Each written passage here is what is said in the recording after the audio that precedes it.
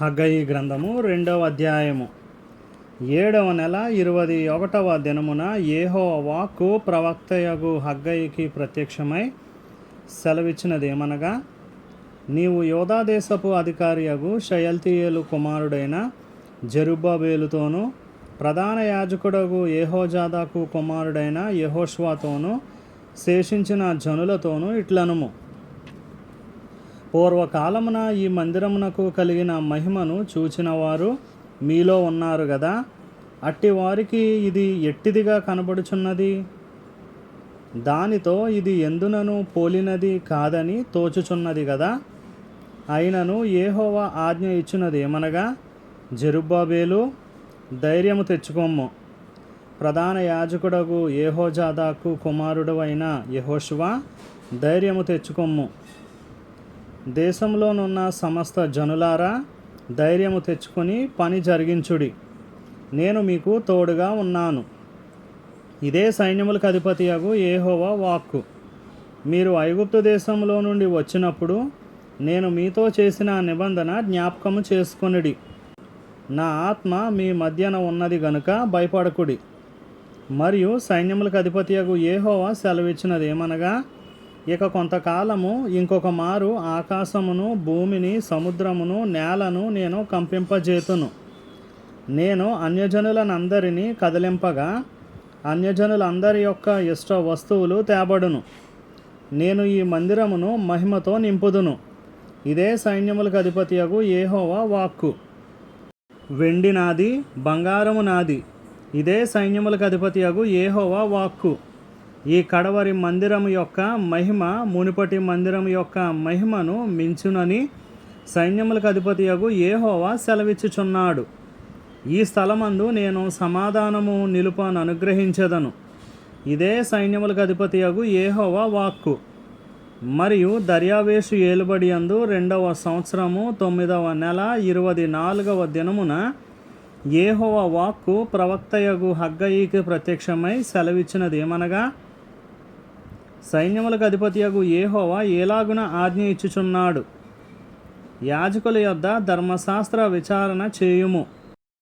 ఒకడు ప్రతిష్ఠితమైన మాంసమును తన వస్త్రపు చెంగున కట్టుకొని తన చెంగుతో రొట్టెనైనను, వంటకమునైనను, ద్రాక్షరసమునైనను, తైలమునైనను, మరి ఏ విధమగు భోజన పదార్థమునైనను ముట్టిన ఎడల ఆ ముట్టినది ప్రతిష్ఠితమగునా అని యాజకులను అడుగగా వారు కాదనిరి.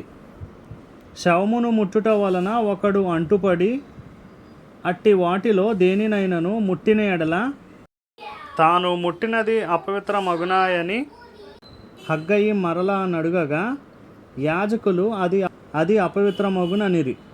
అప్పుడు హగ్గయి వారికి ఎలాగూ ప్రత్యుత్తరం ఇచ్చెను, ఈ ప్రజలను, ఈ జనులను నా దృష్టికి అలాగుననే ఉన్నారు.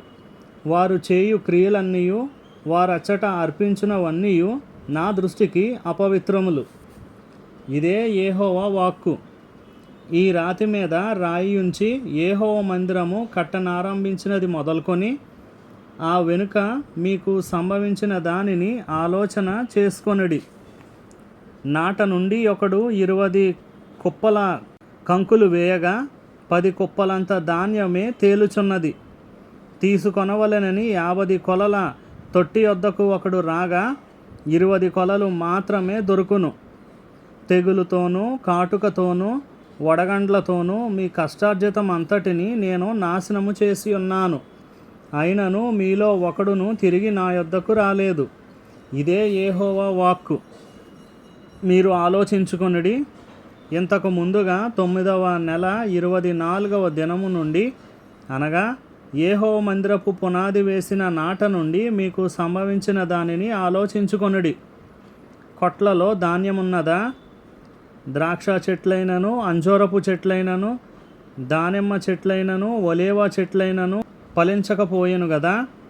అయితే ఇది మొదలుకొని నేను మిమ్మును ఆశీర్వదించెదను.